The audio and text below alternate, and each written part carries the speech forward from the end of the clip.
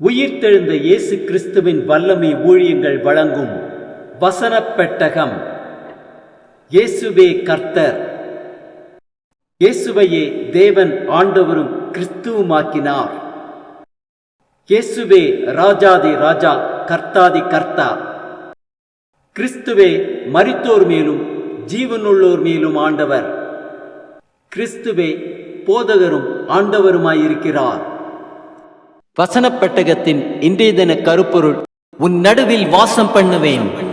நான் வந்து உன் நடுவில் வாசம் பண்ணுவேன் என்று கர்த்தர் சொல்லுகிறார். உன் நடுவில் வாசம் பண்ணுவேன் என்பதை குறித்ததான வேத வசனங்களை பார்க்கலாம். மத்தேயு 28:20 வாசிக்கிறோம்: நான் உங்களுக்கு கட்டளையிட்ட யாவையும் அவர்கள் கைக்கொள்ளும்படி அவர்களுக்கு உபதேசம் பண்ணுங்கள்.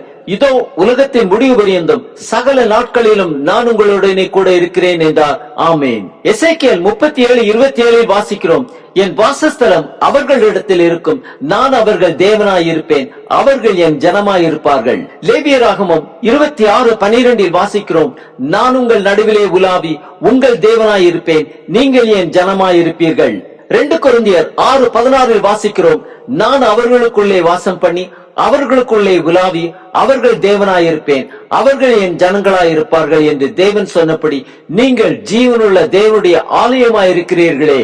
யோவான் 14:23 வாசிக்கிறோம்: இயேசு அவனுக்கு பிரதியுத்தரமாக, ஒருவன் என்னில் அன்பாயிருந்தால் அவன் என் வசனத்தை கைக்கொள்ளுவான், அவனில் என் பிதா அன்பாயிருப்பார், நாங்கள் அவனிடத்தில் வந்து அவனோடே வாசம் பண்ணுவோம். யோவான் 1:14 வாசிக்கிறோம்: அந்த வார்த்தை மாம்சமாகி கிருபையினாலும் சத்தியத்தினாலும் நிறைந்தவராய் நமக்குள்ளே வாசம் பண்ணினார், அவருடைய மகிமையை கண்டோம், அது பிதாவுக்கு ஒரே பேரானவருடைய மகிமைக்கு ஏற்ற மகிமையாகவே இருந்தது.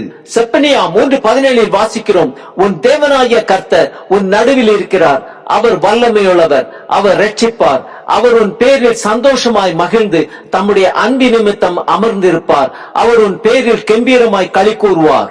ரோமர் 8:10 வாசிக்கிறோம்: மேலும் கிறிஸ்து உங்களில் இருந்தால் சரீரமானது பாவத்தின் நிமித்தம் மரித்ததாயும் ஆவியானது நீதியின் நிமித்தம் ஜீவனுள்ளதாயும் இருக்கும். 2 கொரிந்தியர் 4:6 வாசிக்கிறோம்: இருளிலிருந்து வெளிச்சத்தை பிரகாசிக்க சொன்ன தேவன் இயேசு கிறிஸ்துவின் முகத்தில் உள்ள தமது மகிமையின் அறிவாகிய ஒளியை தோன்ற பண்ணும் பொருட்டாக எங்கள் இருதயங்களிலே பிரகாசித்தார். 2 கொரிந்தியர் 4:7 வாசிக்கிறோம்: இந்த மகத்துவமுள்ள வல்லமை எங்களால் உண்டாயிராமல் தேவனால் உண்டாயிருக்கிறது என்று விளங்கும்படி இந்த பொக்கிஷத்தை மண்பாண்டங்களில் பெற்றிருக்கிறோம். கலாத்தியர் 2:20 வாசிக்கிறோம்: கிறிஸ்துவுடனே கூட சிலுவையில் அறையப்பட்டேன், ஆயினும் பிழைத்திருக்கிறேன், இனி நான் அல்ல, கிறிஸ்துவே எனக்குள் பிழைத்திருக்கிறார். நான் இப்பொழுது மாம்சத்தில் பிழைத்திருக்கிறதோ என்னில் அன்பு கூர்ந்து எனக்காக தம்மை தாமே ஒப்புக் கொடுத்த தேவனுடைய குமாரனை பற்றும் விசுவாசத்தினாலே பிழைத்திருக்கிறேன். கலாத்தியர் 4:19 வாசிக்கிறோம்: என் சிறு பிள்ளைகளே, கிறிஸ்து உங்களிடத்தில் உருவாகும் அளவும் உங்களுக்காக மறுபடியும் கற்ப வேதனைப்படுகிறேன். எபேசியர் 3:17 வாசிக்கிறோம்: விசுவாசத்தினாலே கிறிஸ்து உங்கள் இருதயங்களில் வாசமாயிருக்கவும் நீங்கள் அன்பிலே வேரூன்றி நிலை பெற வேண்டும் என்று வேண்டிக் கொள்கிறேன். கொலோசியர் 1:27 வாசிக்கிறோம்: புறஜாதிகளுக்குள்ளே விளங்கிய இந்த ரகசியத்தில் உள்ள மகிமையின் ஐஸ்வர்யம் இன்னதென்று தேவன் தம்முடைய பரிசுத்தவான்களுக்கு தெரியப்படுத்த சித்தமானார், கிறிஸ்துவானவர் மகிமையின் நம்பிக்கையாக உங்களுக்குள் இருப்பதே அந்த ரகசியம். யோவான் 14:20 வாசிக்கிறோம்: நான் என் பிதாவிலும் நீங்கள் என்னிலும் நான் உங்களிலும் இருக்கிறதை அந்நாளிலே நீங்கள் அறிவீர்கள். 1 யோவான் 3:24 வாசிக்கிறோம்: அவருடைய கட்டளைகளை கைக்கொள்கிறவன் அவரில் நிலைத்திருக்கிறான், அவரும் அவனில் நிலைத்திருக்கிறார், அவர் நம்மில் நிலைத்திருக்கிறதை அவர் நமக்கு தந்தருளின ஆவியினாலே அறிந்திருக்கிறோம். வெளிப்படுத்தின விசேஷம் 3:20 வாசிக்கிறோம்: இதோ வாசற்படியிலே நின்று தட்டுகிறேன், ஒருவன் என் சத்தத்தை கேட்டு கதவை திறந்தால் அவனிடத்தில் நான் பிரவேசித்து அவனோடே போஜனம் பண்ணுவேன், அவனும் என்னோடே போஜனம் பண்ணுவான்.